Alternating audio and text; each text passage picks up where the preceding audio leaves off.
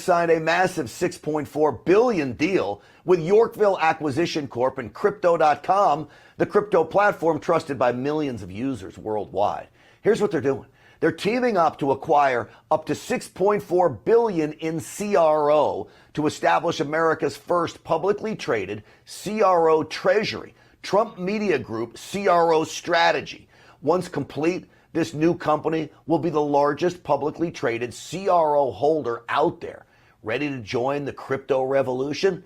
Head to crypto.com today and be part of this historic move. That's crypto.com. Don't wait. For more information on the proposed business combination, check out Yorkville Acquisition Corp's public filings.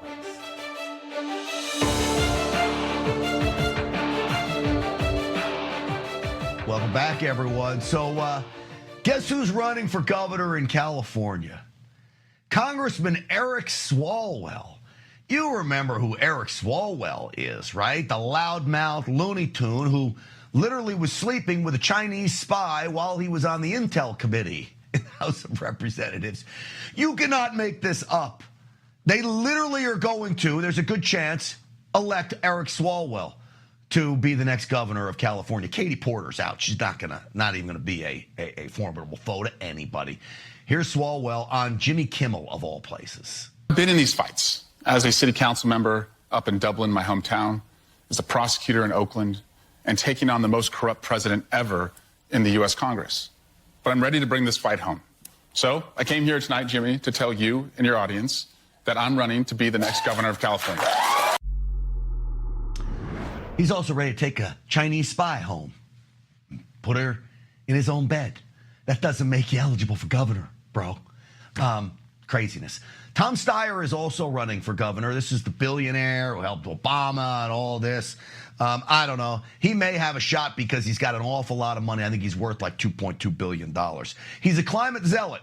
Go figure, for California. And speaking of climate zealotry, the COP30 conference is over. That was the UN climate conference that was held in Brazil, where climate zealotry was on display, and the lunacy of it all was also on display when they got home. Sheldon Whitehouse, the senator, was really complaining that nobody paid for his trip. The State Department refused to support or facilitate my travel or my credentialing. My credentials don't say United States of America. They say Global Legislators Organization for a Balanced Environment, GLOBE, because the State Department refused to support this. That's how bad the Trump administration has become. Guess what? The people of America overwhelmingly voted for the Trump administration, and we don't want taxpayer dollars flying you to Brazil so you can look at girls in bikinis.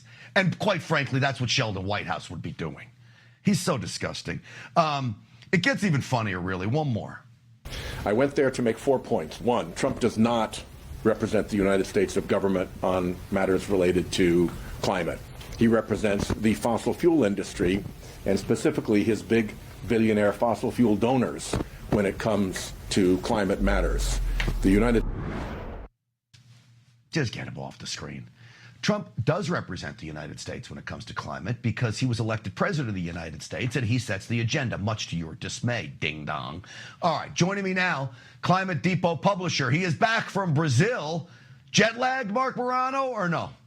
I've been sleeping over 8 hours a night since I got back on Sunday, and it feels great. It took a while. It took 36 hours to get there, including the Schumer shutdown airport problems. I had to sleep at an airport, all kinds of delays, 2 flights delayed. It was quite the trek. And of course, once I got there, I'd never seen such a bleep show in my life. I've been to 21 out of the last 23 of these international conferences, going back to 2002, and I've never seen a summit this disastrous for the UN. Just to tee you up on the bleep show, roll the dance again. I don't know what it is about leftists that love to dance when they're protesting, but roll it, guys. In through the nose, out through the mouth. Fossil fuels gotta get phased out. In through the nose, out through the mouth. Fossil fuels gotta get phased out. In nose. We need to make sure that our negotiators understand that a transition to clean energy also prevents local toxic health impacts from resource extraction. Do you think, Mark, they know they make fools out of themselves or no?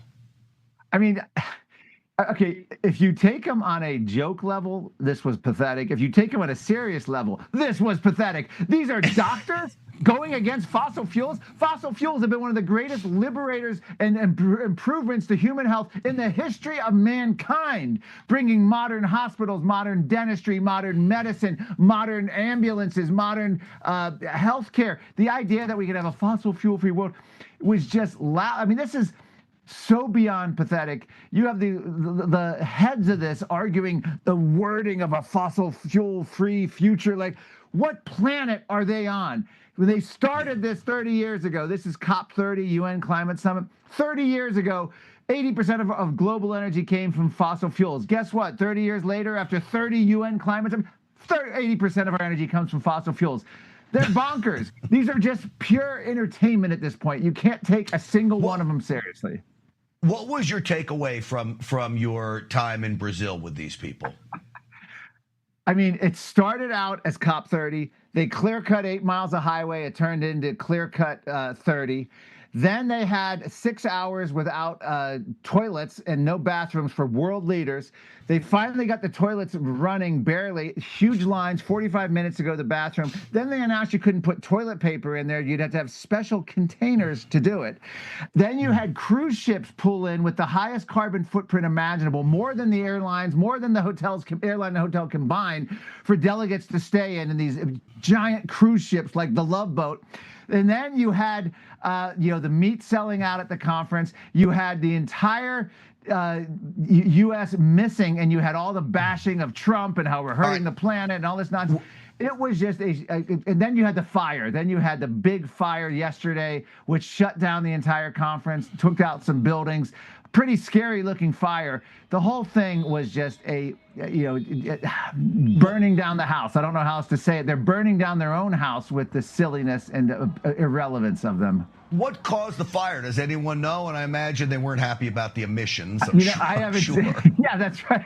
That was just another reason. First of all, it was literally football field size at the football field size of circus tents. You couldn't see outside. I did a video where the rain is coming in.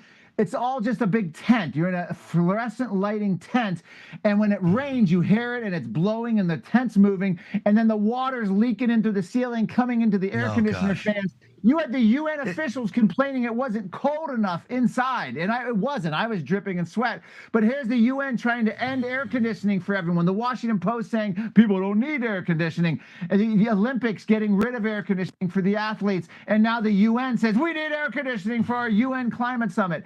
It was hypocrisy 101. It was absurdity. Gavin Newsom showed up on a private jet. I don't know where to begin with it. The whole thing was absurd, but I think the ultimate is clear-cutting the rainforest for the summit was the most absurd. Real quick, you come back to the United States, then you get a dose of reality because Hakeem Jeffries stepped to the microphone. I'll get a quick reaction to this soundbite from you on the other side. Sure. Roll it. Home ownership has become unaffordable in far too many places, ripping away the possibility of home ownership for millions of Americans. And we know that home ownership has always been central to the great American dream. And so it's incredibly important that we deal with the climate crisis. I'm sorry, what? I had not seen that clip. First of all, they're coming out. Elizabeth Warren supported this, UCLA professor. They want low carbon housing and all these restrictions on developers and builders. Massive increases in prices when it comes to that. The idea of anything, affordability, the entire Green New Deal, the entire UN agenda, all it is about offshoring American jobs to China where they have no regulations, and it increases our costs to do absolutely nothing. As I mentioned, carbon dioxide emissions have continued to go up over 30 years of UN climate summits and the climate agenda. So affordability begins with gutting the entire climate agenda. Yes. I've never even heard, I don't even know what he was referring to, the climate crisis and housing there. Anybody knows that you want to make a home really, really expensive? you make it really, really green, and that's going to make it about as expensive as home as you get. Mark Morano with Climate Depot. Yeah. Incredible. Defies Yeah, it logic. is. I don't know what else to say, so thank you. Thank you, buddy. ClimateDepot.com. I urge everyone to check it out. All right. Our body language and behavior segment is back with Greg Hartley. We dive into that next.